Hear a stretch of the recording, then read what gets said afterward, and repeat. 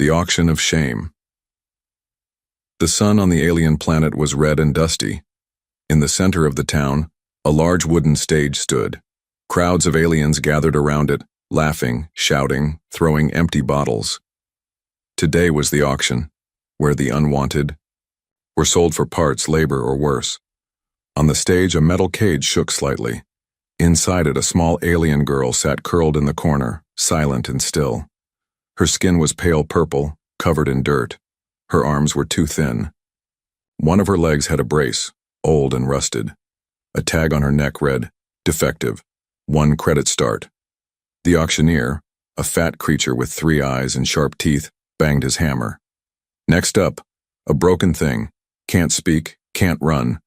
But maybe she can scrub your floors or scare your pets. The crowd laughed cruelly.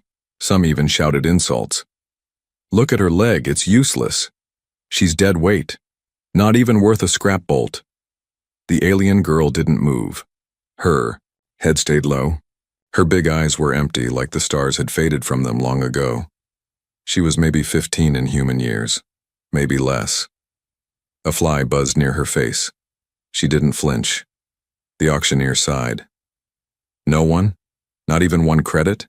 Come on. Use her for parts. Still, no one raised a hand. Suddenly, a voice spoke from the back. Calm, quiet, and human. I'll take her. Everyone turned. A man stepped forward from the crowd. He was tall, dusty, wearing an old leather coat. His face was tired, his beard rough. But his eyes were kind. He didn't look like a rich trader or a soldier, just a traveler. You serious, human? The auctioneer laughed. You want that trash? The man stepped closer and looked into the cage. The girl looked up just for a moment. Her gaze met his. He didn't flinch. He didn't look away. I said I'll take her, he repeated. He dropped a single credit chip on the counter. The crowd laughed louder now. He's wasting money. Maybe humans like broken toys. Fool. But the man didn't care. He opened the cage slowly, careful not to scare her. The girl flinched back, expecting a hit. He stopped, then crouched down and gently held out his hand. No chains, he said softly. No pain. You're free now. The girl blinked. Her lips trembled. Her legs shook. But slowly, very slowly, she crawled forward. When her weak arms gave out, the man caught her. He picked her up like she weighed nothing. Carefully, like she was made of glass. Someone from the crowd threw a stone. It hit his shoulder.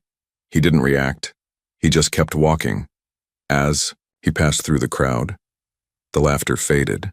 People turned away, unsure why they suddenly felt quiet inside. The girl rested her head against the man's chest. She couldn't understand what was happening. She had been bought. She was still property, right? But the man didn't act like an owner. He didn't tighten his grip. He didn't tell her to behave. He just walked, far from the stage, far from the cage, back to his small ship, waiting at the edge of the dirty town. Inside the ship, it was warm, clean, simple. He placed her on a soft bed and brought her water. She stared at it like it was a trick. He didn't rush her. My name's Jack, he said. You don't have to tell me yours. Not yet. The girl didn't speak. She couldn't. Her voice was broken long ago. He nodded like he understood. Jack sat across the room fixing a broken robot arm. He didn't stare at her, didn't force her to talk. He just worked. Calm, gentle. The girl held the cup in both hands. Her fingers shook. She took a sip. Warm water. Real water. Her eyes filled with tears, but she wiped them away quickly. No one had ever seen her cry. Jack looked up and smiled, just a little. You'll be safe here, he said. No one will hurt you again. She didn't believe it. Not yet. But for the first time in a long time, she wanted to. The spaceship landed on a quiet moon far from the busy trade routes. The sky here was always cloudy, with tall green trees and soft rain falling like whispers. Jack stepped out holding the fragile alien girl in his arms. She had not spoken a word since the auction. Her body stayed still, cold like stone, but her eyes never left his face. She was waiting for pain, for chains, for orders. But none came. Jack's cabin was hidden deep in the forest. Made of metal and stone, it looked old but strong.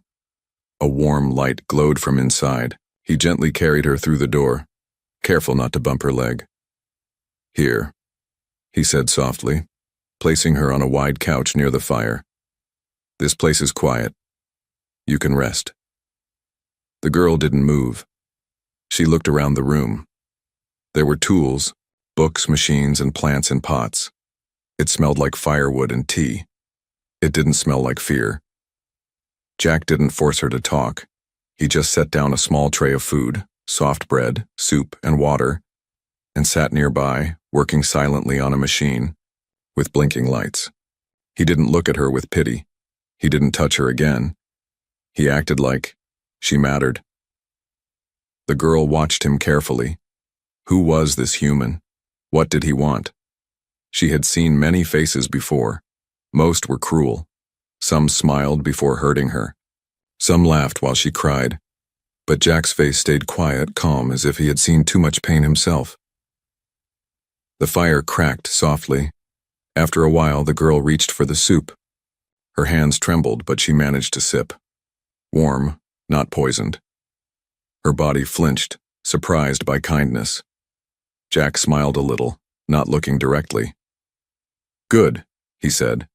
"Eat slowly. There's more if you want." He didn't ask her name again. He didn't ask about her leg or the scars on her back. He just sat there fixing machines and humming to himself like she wasn't broken. That night, while he slept in a chair by the fire, she didn't sleep. She watched the door. Her mind whispered, "Run, escape, trust no one." Her body was weak, but the fear inside her was strong. She pulled herself up and limped toward the door.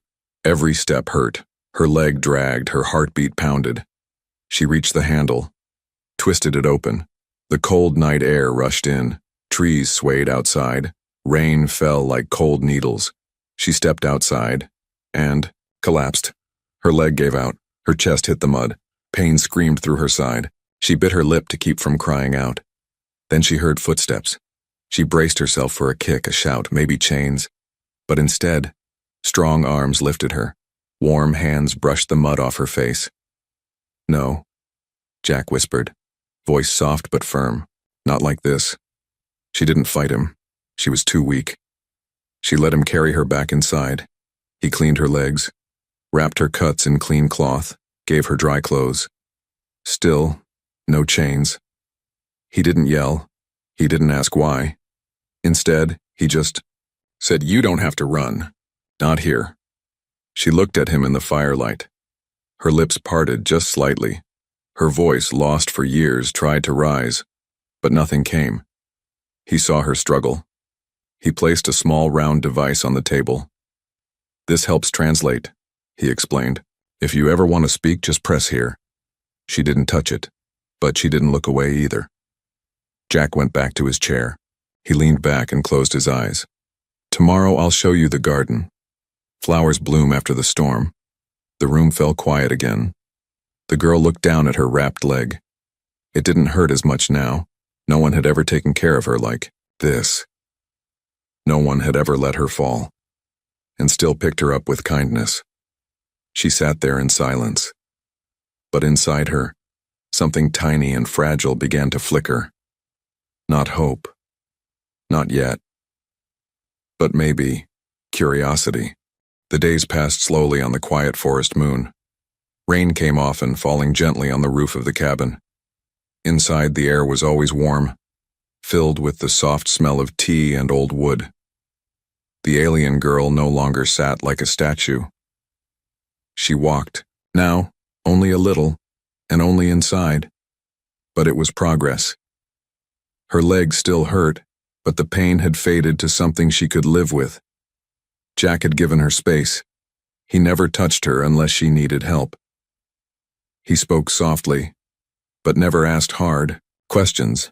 He would fix broken machines during the day and cook warm meals at night. Sometimes he left little things for her, A blanket, a small crystal flower, a scarf made from local wool. He didn't ask for thanks. He didn't expect smiles. Still, something was changing. The girl, silent for so long, began watching him more closely. She followed him with her eyes when he walked across the room. She listened to the way he talked to his machines, as if they were old friends. She even started to help. Once, when Jack dropped a tool, she picked it up and handed it to him. Their fingers brushed. She quickly pulled her hand back, but Jack just smiled gently. "You're strong," he said, "even if the world tried to break you." That night, she sat at the small table with her food, quietly eating soup. Jack was near the window, fixing a solar panel. The fire crackled softly. She looked at him for a long time. Her fingers touched the small translator device he had given her days ago. She hadn't used it until now. Her hands trembled. She pressed the button. A soft blue light glowed. She brought it near her lips. Jack turned, sensing movement behind him. The girl opened her mouth, and a quiet voice, trembling, filled the room. "Why?" Jack froze. Not because she had spoken, but because of the word she chose. Not help, not who, but why. He slowly came closer and sat across from her. Her eyes were wide, scared. She had expected anger, or mocking. But Jack nodded gently. "You want to know why I saved you?" She nodded once. He leaned back, eyes calm. "Because someone had to." She tilted her head, not understanding. Jack smiled, but there was sadness in his face. "Long ago, someone should have saved someone I loved, but no one did. And I couldn't forgive myself for not being there. I didn't want that to happen again." The girl looked down at her bowl. Her fingers gripped the edge tightly. Jack waited. Then, softly, she pressed the translator again. "I am not useful." Jack shook his head slowly. "That's a lie they told you, and you believed it." The girl's lips trembled. For years she had been told she was broken, worthless, a failure. She had been punished for being weak, sold for being different, beaten for crying. Now, this human was saying the opposite. "I don't need you to be useful," Jack said, voice quiet. "I just want you to heal." Silence fell again. Then, almost in a whisper, she spoke again. No translator this time. Just raw voice. Cracked, dry, but real. "Sira." Jack leaned forward. "Is that your name?" She nodded slowly. Jack smiled again, this time warmer. "Sira. That's a good name." The name filled the room like light. Sira. For the first time, she didn't feel like defective or item 213B. She had a name, and someone had spoken it with respect. That night, she slept deeply. No nightmares, just silence and warmth. The next morning, Sira stood near the window and watched the forest. The trees moved with the wind, and the sky was clear for the first time. She saw something glowing in the distance, flowers blooming along the stream. Jack walked up beside her. "You like it?" Sira nodded. Then slowly she said, "Pretty." Jack looked at her. "You're speaking more." She nodded again. "Trying." He grinned. "You're doing great." But as they looked out at the peaceful land, a shadow passed. Over the sky, a drone. Sira didn't see it, but Jack did. And for the first time since they'd come here, his smile faded. Jack had seen enough war to recognize danger in the sky. The drone that passed over the forest was not local. It didn't belong to any farming unit or weather station. It was silent, black, and shaped like a hawk. It scanned the area and flew off without landing, but Jack knew what that meant. They were looking for something, or someone. Inside the cabin, Sira hummed quietly. She sat near the fire, her hands wrapped around a mug of warm broth. Her hair was clean now, falling like silk over her shoulders. Her skin had color again. Her eyes, once empty, held quiet life. But Jack's thoughts were heavy. He didn't want to scare her. Not yet. While she rested, he went to his back room. It was small and filled with old equipment, scanners, wires, bioreaders from his repair days. Jack hadn't used them in years. But now he had a reason. He powered up the bioreader and entered a few codes. Then, when Sira was asleep later that night, he sat by her side and held a small wand-like scanner above her chest. A blue light blinked. The machine hummed, analyzing. What came next stunned him. There was something inside Sira, something not natural, not metal, but energy. Deep inside her chest, near her heart, was a glowing core of unknown origin. It pulsed softly, matching her heartbeat. Jack's hands trembled slightly. He checked again. The scanner confirmed. She wasn't just a mistreated girl. She was genetically modified. Her body fused with something ancient and rare. A power source hidden inside living flesh. And not just any power.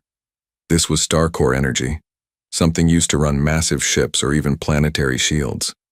It made no sense. A child like her? Jack sat in silence. He stared at her sleeping face. Who would do this to her? And why? The next morning, Sira noticed the change in his eyes. "You saw something," she said, her voice still soft. Jack didn't lie. "Yes." She looked down. Her hands tightened. "They called it the spark. Said I was made wrong. Said it glitched inside me." Jack sat beside her. "It's not a glitch. It's beautiful." Sira blinked. "Beautiful?" He nodded. "It beats with you. It's alive. It's part of you." She shook her head. "They hurt me to take it out over and over." Jack clenched his jaw. His hands curled into fists. He had seen cruelty in many forms, but this was different. They hadn't just hurt her. They had tried to erase what made her special. Sira looked up. "You're not afraid?" "No," he said. "I'm angry, but not afraid." That afternoon, Jack scanned the air again. More drones had passed. 2 this time. Higher, but close, enough to detect heat signatures. He knew the truth now. Sira wasn't forgotten. She was being hunted. That night, he worked on shielding the cabin, covering windows with reflective mesh, hiding power lines underground, and disabling outside signals. Sira helped quietly, handing him tools, fixing wires. She was learning fast. Her hands, once clumsy, were now steady. Her mind, once clouded by fear, was waking up. Later, as they sat beside the fire, Sira whispered, "I was supposed to be a weapon." Jack looked at her. "You're not. They said I was made for war, for control, but I couldn't do what they wanted. So they threw me away." Jack leaned forward. "They didn't see the real you. I do." Sira looked into his eyes. Her voice was calm, but something old and deep was rising. "If they find me, they'll try again. They'll take me apart." "Not while I breathe," Jack said. There was silence. Then she said something that surprised even herself. "I don't want to run anymore." Jack nodded slowly. "Then we stand." He reached into his coat and pulled out a small chip, a memory card, long forgotten. He slid it into a screen and pulled up ancient records from the last war. One image froze them both. A lab. A child floating in blue liquid. Her eyes closed. Wires connected to her spine. The face. It was Sira. She stared at it, stunned. "That was me?" Jack nodded. "You were created, but they never saw you as a person. I do." Her hands trembled, but she placed them over her chest, feeling the soft thump of the star core inside. "I'm still alive," she said quietly. "Yes," Jack said, "and you're more than they ever knew." Outside, the wind picked up. Leaves rustled. In the distance, a new sound echoed in the sky. Engines. Bigger than drones. They were getting closer. and they knew exactly what they were looking for. The wind roared through the forest that morning. Trees bent low, animals hid in burrows, and the birds vanished from the sky. Sierra stood at the window, watching the clouds shift unnaturally fast. Her eyes narrowed. Something was wrong. Jack entered the room with his old rifle slung across his back. He didn't speak at first, but his expression said everything. He had seen it before. This kind of storm wasn't natural. It was cover, artificial clouding to hide an arrival. He walked to Sierra's side and handed her a small bag. "Emergency kit," he said quietly. "If anything happens, you take this and run north to the old canyon. Hide there, no matter what." Sierra clutched the bag but didn't move. "I said I won't run." Jack knelt to her level. His hand rested gently on her shoulder. "And I said I wouldn't let them take you. But if it means keeping you alive, Sierra, I'll fight them all." Sierra's heart pounded. She could hear it louder than ever. Each beat echoed through her chest like a war drum. The spark inside her, the star core, seemed to respond. It pulsed harder, brighter, like it knew what was coming. Suddenly the ground trembled. A ship was landing.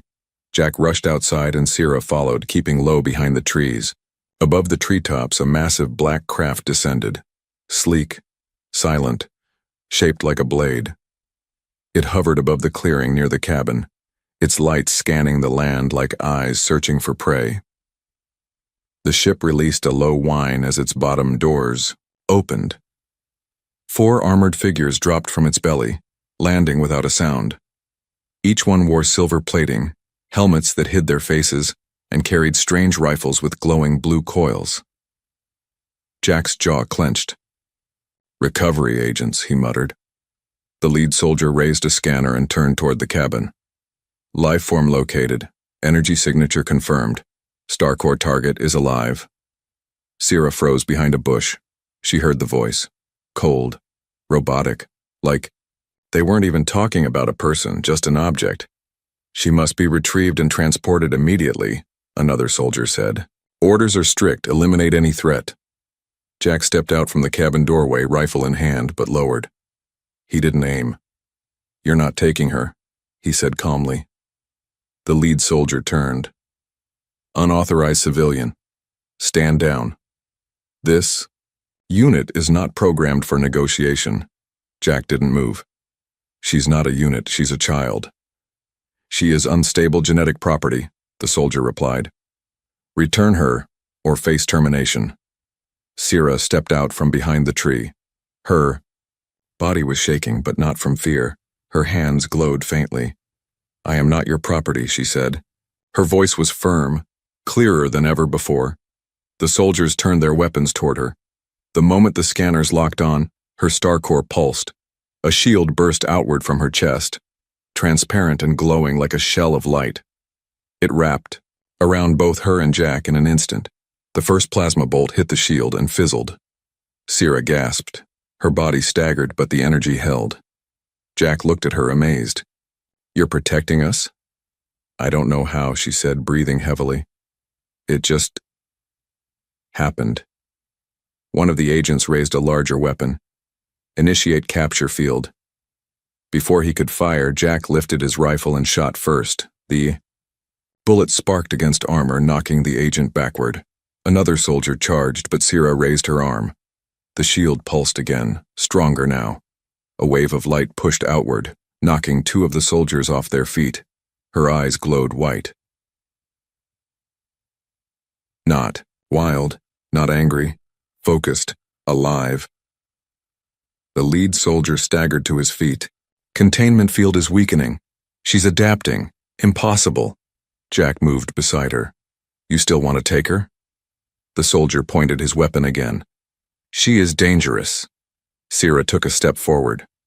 "I'm only dangerous to those who tried to break me." The ground cracked beneath her. Energy circled around her hands like threads of lightning. But instead of destroying them, she clenched her fists and dropped to her knees. "I don't want to fight," she whispered. "But I will." The lead soldier paused, his weapon lowered slightly. Then, from the ship, a new voice echoed.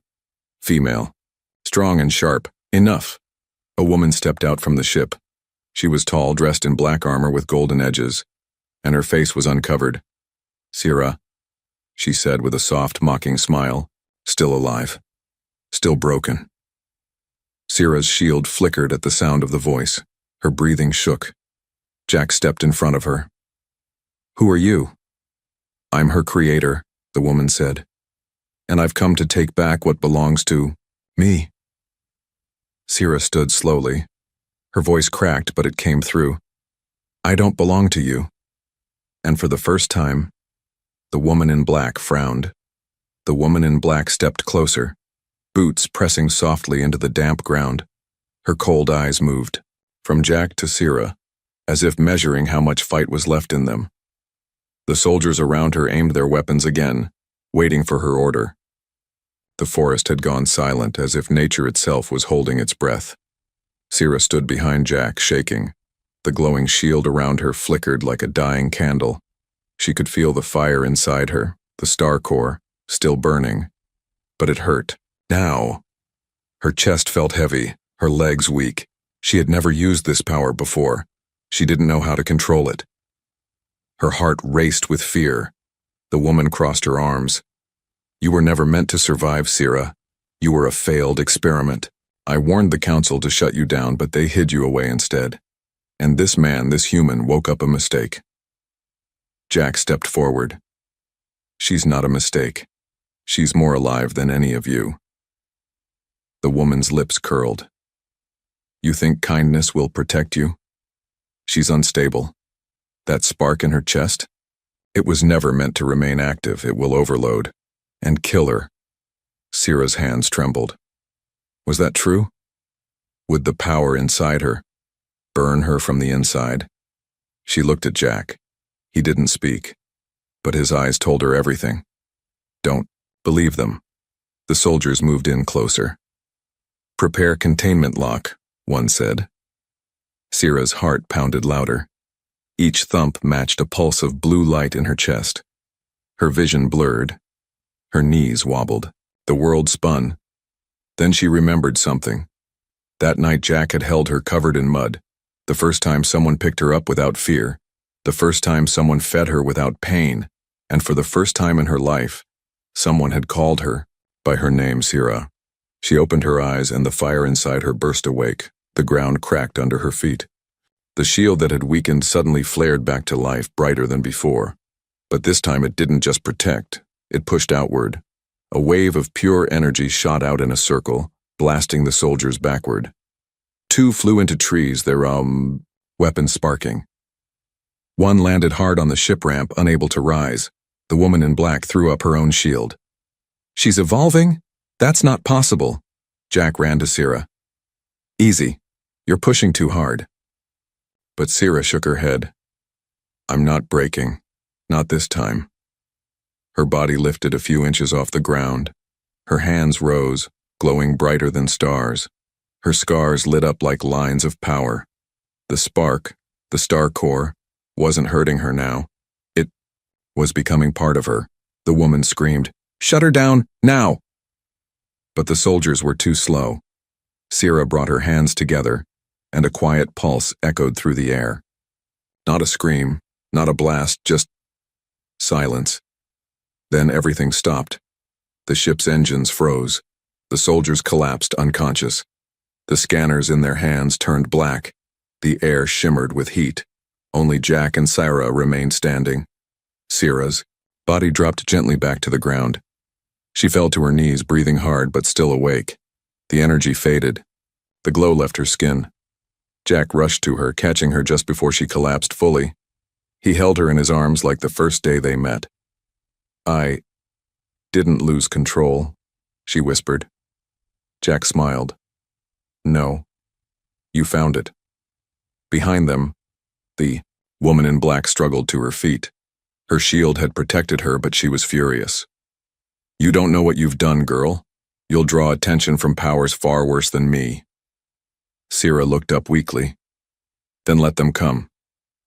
The woman raised her weapon. Jack didn't hesitate. He aimed and fired. The shot hit her shoulder.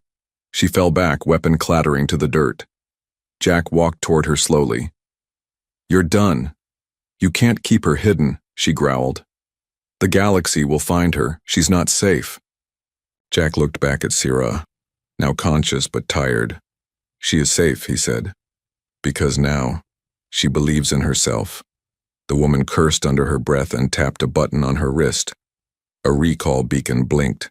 Her ship lifted off the ground and rose into the sky, carrying her away.